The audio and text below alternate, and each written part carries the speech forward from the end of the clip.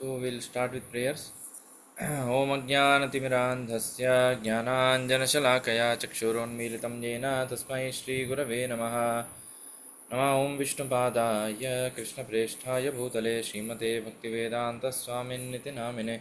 Namaste Saraswate Deve Gauravani Pracharine Nirvishesha Shunyavadi Paschatya Deshatarine. Jai Sri Krishna Chaitanya Prabhu Nityananda Shri Advaita Gadadhara Srivasadi Gaura Bhakta Vrinda Hare Krishna Krishna Krishna Hare Hare Hare Rama Rama Rama Hare Hare. So till where we have covered? 11th chapter is over. No? Last week I think Prem Pradeep Prabhu took. Last class, Friday. So Saturday there was no class for you. No, Saturday it was not there. Okay. Yes, so in that case, I texted it 1.11.25 till that it was 25 or 27 ah? 25 probably. 25 yeah? Yes, sir. I texted in the group. Yes. Okay. 25 is over. Yes, probably. So 26 we need to read. Okay. So I'll just share my screen.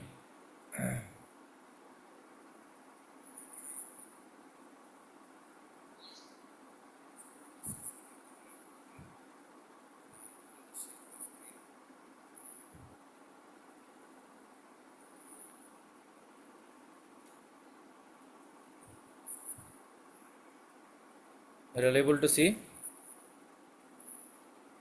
Yes, probably. Okay. श्रियो निवासो यस्योरः पानपात्रं मुखं दृशां बाहवो लोकपालानां सारङ्गाणां पदाम्बुजम्. The Lord's chest is the abode of the goddess of fortune. His moon-like face is the drinking vessel for eyes which hanker after all that is beautiful. His arms are the resting places for administrative demigods, and his lotus feet are the refuge of pure devotees who never talk or sing of any subjects except his lordship. There are different classes of human beings, all seeking different enjoyments from different objects. There are persons who are seeking after the favor of the goddess of fortune, and for them, the Vedic literatures give information that the Lord is always served with all reverence by thousands and thousands of goddess of fortune at Chintamani Dhama, the transcendental abode of the Lord, where the trees are all desire trees and the buildings are made of touchstone. The Lord Govinda is engaged there in herding the Surabhi cows as his natural occupation. These goddesses of fortune can be seen automatically if we are attracted by the bodily features of the Lord. The impersonalists cannot observe such goddess of fortune because of their dry speculative habit, and those who are artists overtaken by the beautiful creation should better see to the beautiful face of the Lord for complete satisfaction. The face of the Lord is an embodiment of beauty. What they call beautiful nature is but his smile, and what they call the sweet songs of the birds are but specimens of the whispering voice of the Lord.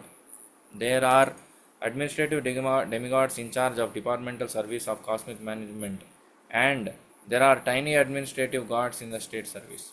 They are always afraid of other competitors, but if they take shelter of the arms of the Lord can protect them always from the attacks of the enemies. A faithful servant of the Lord engaged in service of administration is the ideal executive head and can well protect the interest of people in general. Other so called administrators are symbols of anachronisms, leading to the acute distress of people who are governed by them. The administrators can remain safely under the protection of the arms of the Lord. The essence of everything is the Supreme Lord. He is called the Saram, and those who sing and talk about him are called sarangas, or the pure devotees. The pure devotees are always hankering after the lotus feet of the Lord. The lotus has a kind of honey which is transcendently relished by the devotees. They are like the bees who are always after honey. Srila Rupa Goswami, the great devotee Acharya of the Gaudiya Vaishnava Sampradaya, has sung a song about this lotus honey, comparing himself to a bee. O my Lord Krishna, I beg to offer my prayers unto you. My mind is like the bee and it is after some honey. Kindly, therefore, give my bee mind a place at your lotus feet, which are the resources for all transcendental honey. I know that even big demigods like Brahma do not see the rays of the nails of your lotus feet, even though they are engaged in deep meditation for years together. Still, O infallible one, my ambition is such, for you are very merciful to your surrendered devotees. O Madhava, I know also that I have no genuine devotion for service of your lotus feet, but because your lordship is inconceivably powerful, you can do what is impossible to be done. The lotus feet can deride even the nectar of heavenly kingdom, and therefore I am very much attracted by them. O Supreme Eternal, please therefore let my mind be fixed at your lotus feet so that eternally I may be able to relish the taste of a transcendental service. The devotees are satisfied with being placed at the lotus feet of the Lord and have no ambition to see his all beautiful face or aspire for the protection of the strong arms of the Lord. They are humble by nature. The Lord is always leaning towards such humble devotees. Haribol. Wonderful.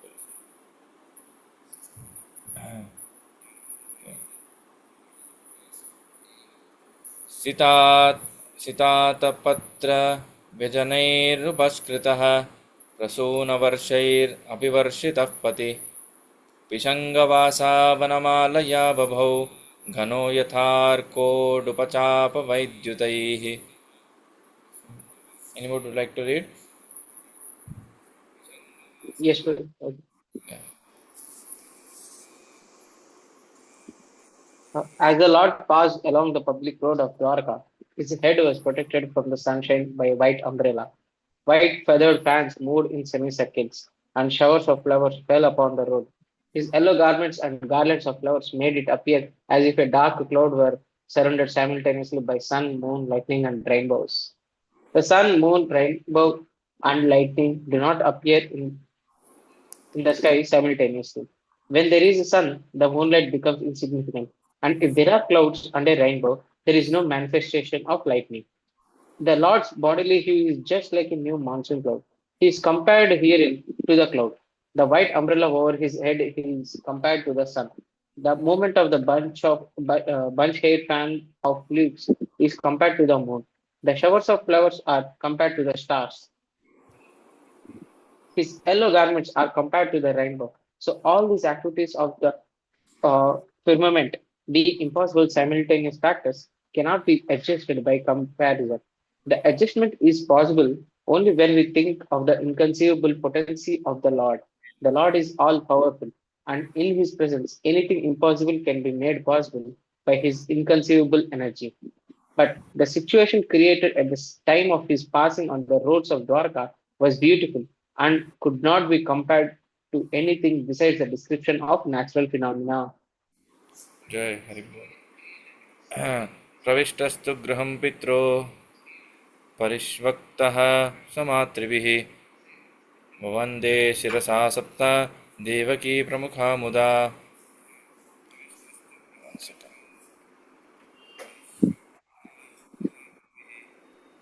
Yeah. Yes, Prabhu. Uh, After entering the house of his father, he was embraced by the mothers present, and the Lord offered his obeisances unto them by placing his head at their feet.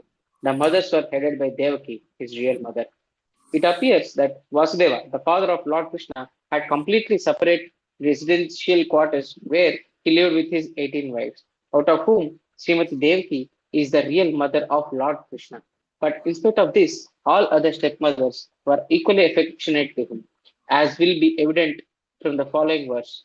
Lord Krishna also did not distinguish his real mother from his stepmothers, and he equally offered his obeisances unto all the wives of Vasudeva present on the occasion. According to scriptures, also, there are seven mothers. One, a real mother. Second, the wife of spiritual master. Third, the wife of a Brahmana. Fourth, the wife of the king. Fifth, the cow. Sixth, the nurse. And seventh, the heir. All of them are mothers. Even by this injection of the Shastra, the stepmother, who is the wife of the father, is also as good as the mother because the father is also one of the spiritual masters. Lord Krishna, the Lord of the universe, plays the part of an ideal son just to teach others how to treat their stepmothers. हम्म तदस्य कार्यं करणं च विद्यते भगवान को कुछ काम ऐसे there is no particular duty that the Lord has to do, but Lord actually does it to set an example. Yeah.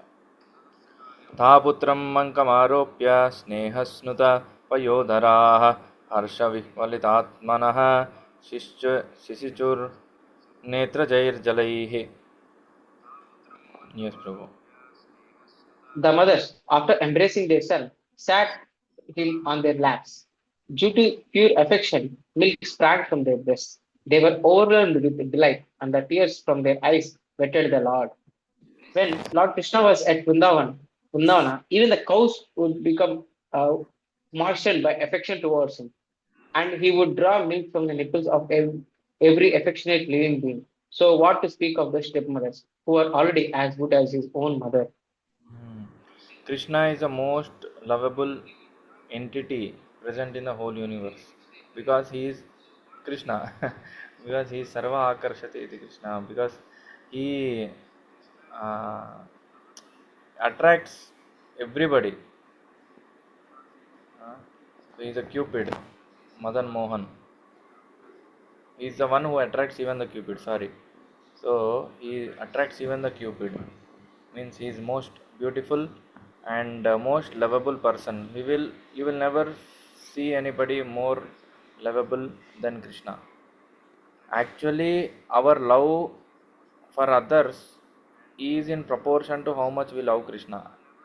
The more we love Krishna, that much we will be able to love other living entities also. This is very nice statement actually. One of our senior devotees has told, because we think that we can love one another person, one another living entity. No, but our love for that living entity is only in proportion with how much we love Krishna. Really, if we love Krishna, then we will be able to love that living entity that much only. So, once again, చెప్పు స్వామి ఏం కావాలి Hare Krishna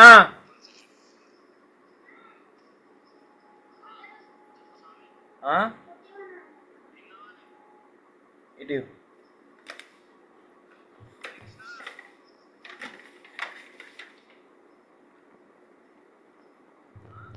okay. So Krishna, as I was telling, that he is the most lovable person, and we can love any living entity only in proportion to uh, how much we love Krishna. Okay, so this is very nice point. अथा विशत्स्व भवनं सर्वकामं मनुत्तमं प्रासादा यत्र पत्नीनां सहस्राणि च षोडश. Thereafter the Lord entered his palaces, which were perfect to the fullest extent. His wives lived in them, and they numbered over 16,000. Lord Krishna had 16,108 wives, and for each and every one of them there was a fully equipped palace complete with necessary compounds and gardens. Full description of these palaces is given in the 10th canto. All the palaces were made of best marble stone. They were illuminated by jewels and decorated by curtains and carpets of velvet and silk, nicely bedecked and embroidered with gold lace. The personality of Godhead means one who is full with all power, all energy, all opulences, all beauties, all knowledge, and all renunciation. Therefore, in the palaces of the Lord, there was nothing wanting for fulfilling all desires of the Lord. The Lord is unlimited, and therefore his desires are also unlimited, and the supply is also unlimited. Everything being unlimited, it is concisely described here as Sarvakamam, or full with all desirable equipment. पत्न्यः पतिं प्रोष्य गृहानुपागतं विलोक्य सञ्जातमनो महोत्सवाः उत्तस्थुरारात् सहसा अनाश्रयात् साकं गतैर्व्रीडितलोचनाननाः. So anybody would like to read? Prabhuji, can I ask a question? Ah, Prabhuji, I wanted to ask that, like, what kind of love should we have towards all the other living entities? Because, like, my dad told me that, like, you stopped loving us when you joined ISKCON. Like, you stopped loving all the family when you joined ISKCON. So I don't know, like, what kind of love, like you mentioned, like, which we all should like, because I feel like detached little bit from my family. Like, I think differently, and like, because of my upbringing. So what kind of love is mentioned in the scriptures, like, for all the living entities? so love means we have to go back again. Chaitanya Charitamrita, the definition of love. Uh, सर्वे आत्मेन्द्रिय प्रीतिवांछा तारा बोले काम कृष्णेन्द्र प्रीति इच्छा धरे प्रेम नाम. Generally love means we are ready to do anything for the other person. Okay, so what kind of love we should have is whatever is most benefiting towards them. Okay, we don't have to be externally also very rude to them or anything. That's a different subject. But our real love towards them is expressed in how much benefit we are doing to them.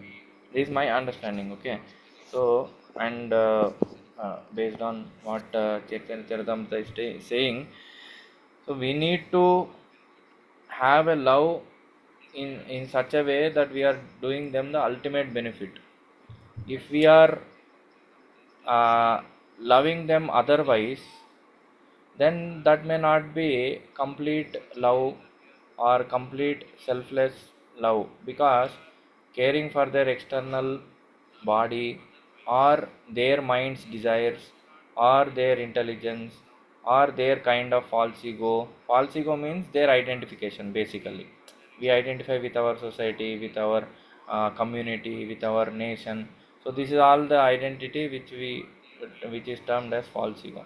So if we love those things, either the material body or the mind intelligence or false ego, to that to some extent that is also love only, but it's not complete love. The complete love is only when we see them in the light of Krishna consciousness. That's why it is said, when we uh, love Krishna enough, we understand that, or we are compassionate enough to understand that they have to be connected also to Krishna, and they are already jivatmas and they are part and parcel of the Lord.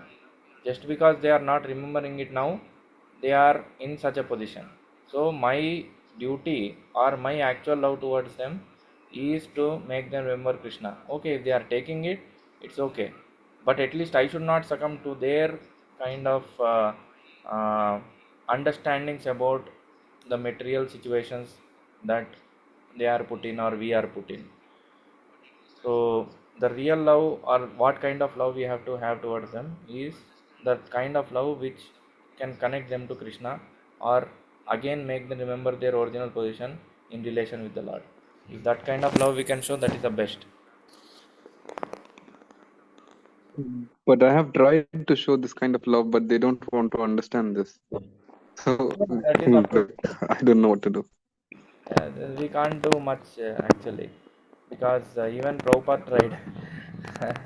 Prabhupada tried it with their family members. Prabhupada requested his wife to take initiation with him, but she was not interested. Prabhupada alone took initiation. Prabhupada had to go away from his home because his family was not supporting. So, so that is all there. So in that is there everywhere, Prabhu. Even Prabhupada, after taking sannyas and after preaching so much all over the world also, he tried to do so much for their family members. Even after constructing the Vrindavan temple, Prabhupada's biological son, he came to meet and he told, I want some help. But Prabhupada told, yes, if they are able to follow certain things, then you can help them. But they were not ready to accept Prabhupada's conditions, because Prabhupada's conditions were spiritual. The exact details we can see in the Leelamrita, but even Prabhupada could not do much in circumstances when they are not accepting. So we also have to accept. Okay, Prabhuji, thank you so much for the explanation. Thank you. Hare Krishna. So one So, small point in addition to that, like, can I? yeah, please, please. It's a humble opinion, Proji. Like, but it doesn't mean that we should not respect them because they are not devotees. Utna khyaal rakhna. This point only I wanted to just focus. Yeah, even Murugari even respected the ants also once he was transformed. Correct, no? Murugari the hunter. So we should not disrespect them. From our side, what kind of love we have to show is the ultimate thing. But we should never disrespect them for what they are. That is also Vaishnava behavior. That is 100% true. But That, Prabhuji, they consider respect as following everything whatever they say and doing everything as they say. So like I cannot do everything what they say. So like no, they they can consider it as consider. respect. Yeah, Prem Pradeep, bro, you can say something on this. Until you are not, they are not forcing you to break four regulatory principles and no onion, no garlic. You can do, Proji. For example, like depends upon case to case. Like if you are like it's personal again. So as soon as Radhanath Swami says, obey your parents, follow until unless like you don't force them to follow you. So if they are breaking your four-year principle, then strictly say no. But always say I love you and act as if you are really loving them. You have to act like that only. I mean, you have to perform your duties so by showing your love, taking something for them, giving something for them, following their instructions. So do whatever they are doing until it affects your Krishna consciousness. If it is getting our Krishna consciousness is getting affected, then humbly say no to that. I don't stop you, but you don't tell me to do this. Apart from this, I'll do anything, whatever you say. Prabhuji, It does. now right now I'm free and I'm free to go to Vrindavan Dham to do to be there and to be there in Kirtan Mandli. I've talked to devotees and I was already there for 14-15 days in Kirtan Mandli. And now they call me again back home and like, what are you going to do there? Why are you there? And I have free time right now. So they're not allowing me to go and learn what I want to learn and sing, After do Kirtan there. after book reading, can we, Proji? Yes, Prabhuji. Okay. Yes. Yes. So, yeah. Now we are continuing from the translation. Yes. Anybody would like to read?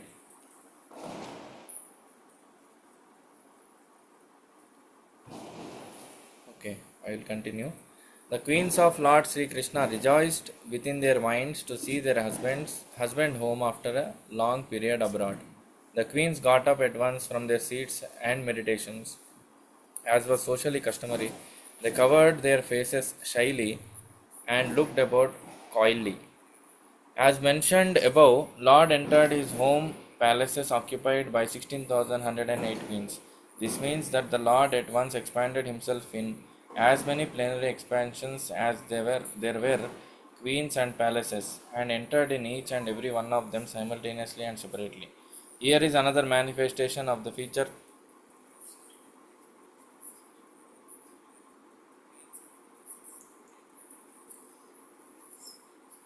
of his internal potency. He can expand himself in as many forms of spiritual identity as he desires, even though he is one without a second. It is confirmed by Shruti Mantra that the Absolute is one alone, and yet he becomes many as soon as he so desires. These manifold expansions of the Supreme Lord are manifested as plenary and separated portions. The separated portions are representations of his energy, and the plenary portions are manifestations of his personality. Thus, personality of Godhead manifested himself in 16,108 plenary expansions and simultaneously entered into each and every one of the palaces of the queens. This is called Vaibhava, or the transcendental potency of the Lord. And because he can do so, he is also known as Yogeshwara. Ordinarily, A yogi or a mystic living being is able to expand himself at most to tenfold expansions of his body, but the Lord can do so to the extent of as many thousands or infinitely as he likes. Unbelievers become astonished to learn that Lord Krishna married more than 16,000 queens because they think of Lord Krishna as one of them and measure the potency of the Lord by their own limited potency. One should know, therefore, that the Lord is never on the level of the living beings, who are but expansion of his marginal potency, and one should never equalize the potent and the potency, although there is very little difference of quality between the potent and the potency. The queens were also expansions of his internal potency, and thus the potent and potencies are perpetually exchanging transcendental pleasures, known as pastimes of the Lord. One should not therefore become astonished to learn that the Lord married so many wives. On the contrary, one should affirm that even if the Lord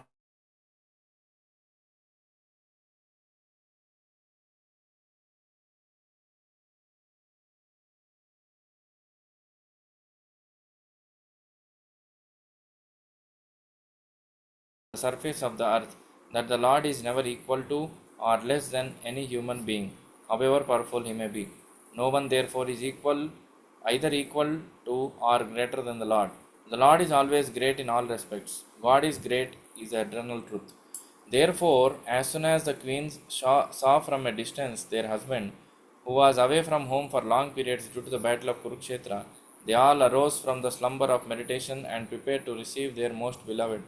According to Yajnavalka's religious injunctions, a woman whose husband is away from home should not take part in any social functions, should not decorate her body, should not laugh, and should not go to any relative's house in any circumstance. This is the vow of the ladies whose husbands are away from home. At the same time, it is also enjoined that a wife should never present herself before a husband in unclean state. She must decorate herself with ornaments and good dress and should always be present before the husband in a happy and joyous mood. The queens of Lord, sorry,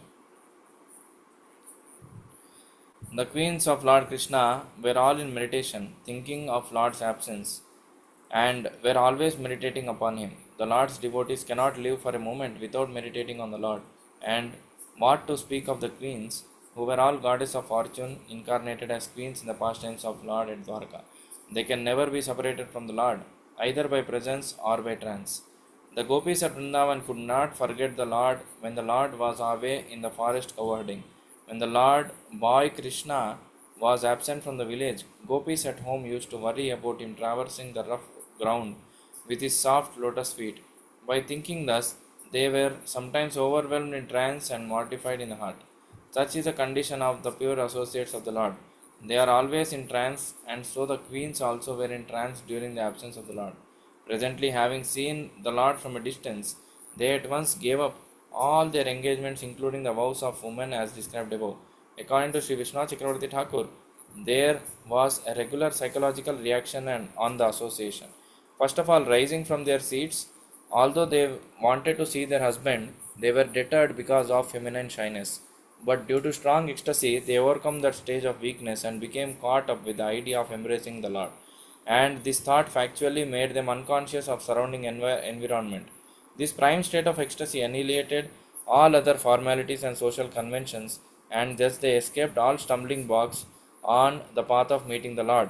And that is the perfect stage of meeting the Lord of the soul, Sri Krishna. Hari Bol.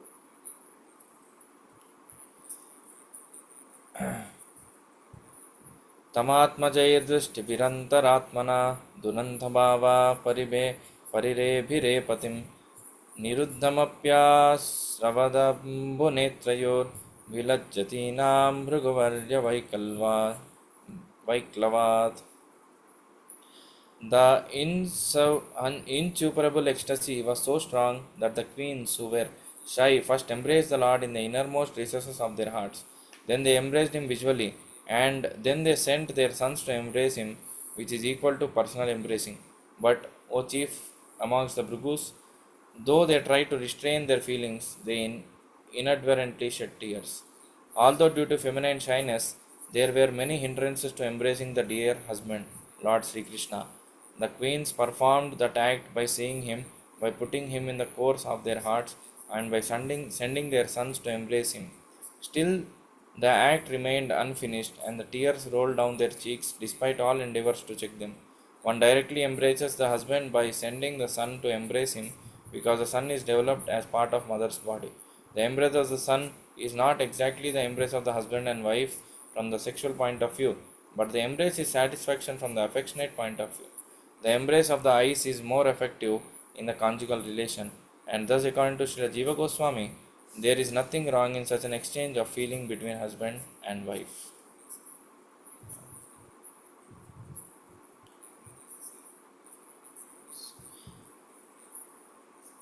यद्यप्यसौ पार्श्वगतो रहो गतस्तथापि तस्याङ्घ्रियुगं नवं नवं पदे पदे का विरमेत तत्पदात् चलापि यच्छ्रीर्न जहाति करहिचित्. Anybody would like to read? Although Lord Sri Krishna was constantly by their sides, as well as exclusively alone, his feet appeared to them to be newer and newer. The goddess of fortune, although by nature always restless and moving, could not quite quit the Lord's feet. So, what woman can be detached from those feet, having once taken shelter of them? Conditioned living beings are always after the favor of the goddess of fortune, although by nature she is moving from one place to another. In the material world, no one is permanently fortunate, however clever one may be. There have been so many big empires in different parts of the world. There have been so many powerful kings all over the world, and there have been so many fortunate men, but all of them have been liquidated gradually. This is the law of material nature. But spiritually, it is different. According to Brahma Samhita, the Lord is served very respectfully by hundreds and thousands of goddess of fortune. They are always in a lonely place also with the Lord. So I'll repeat. They're always in a lonely place also with the Lord. But still the association of the Lord is so inspiringly newer and newer that they cannot quit the Lord for a moment, even though they are by nature very restless and are moving about.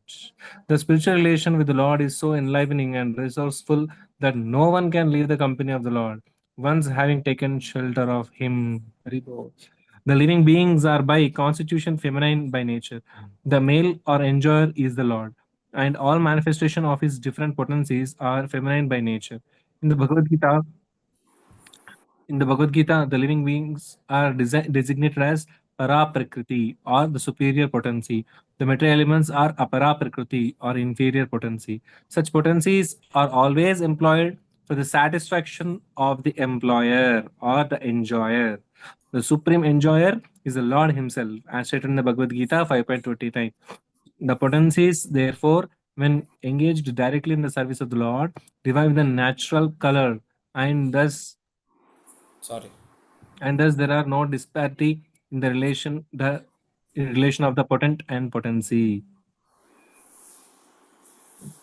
Generally, people engaged in service are always seeking some post under the government or the supreme enjoyer of the state. Since the Lord is the supreme enjoyer of everything in or outside the universe, it is happiness to be employed by Him. Once engaged in the supreme governmental service of the Lord, no living being wishes to be relieved from the engagement. The highest perfection of human life is to seek some employment under the Lord's supreme service. That will make one extremely happy. One need not seek the moving goddess of fortune without the relation of the Lord. Haribol. Yeah. So we'll continue again tomorrow.